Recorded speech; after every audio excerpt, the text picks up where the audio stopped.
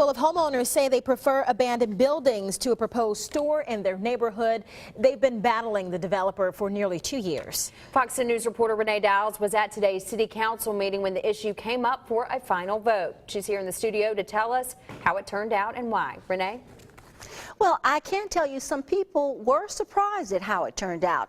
It's an example of a few homeowners taking on big business. The developer wants to clean up a blighted area and bring a business that will generate tax revenue for the city. The homeowners say the peace of their neighborhood is at stake.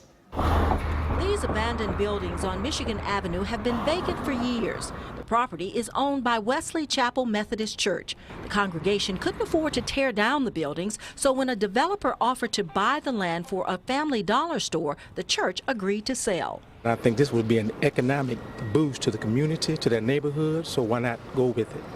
Church member Bobby Dennison says it's a win-win for everyone. We can commit today. Attorney Douglas Anderson represents the Georgia-based company that wants to build the Family Dollar store on the site. I think we put on a good presentation, and I think we have a good argument that this is best for that community.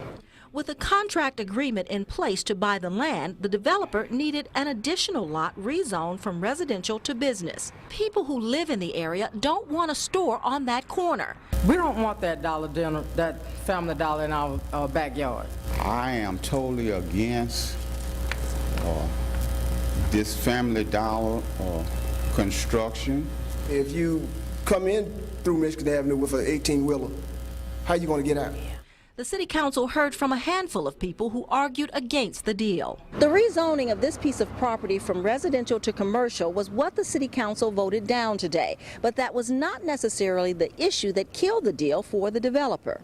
Councilmember Fred Richardson said he came to the meeting planning to vote in favor of the developer, but changed his mind.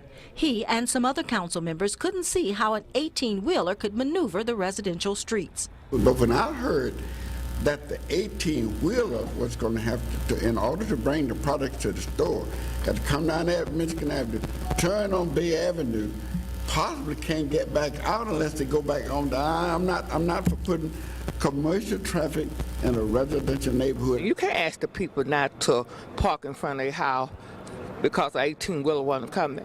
That's not right.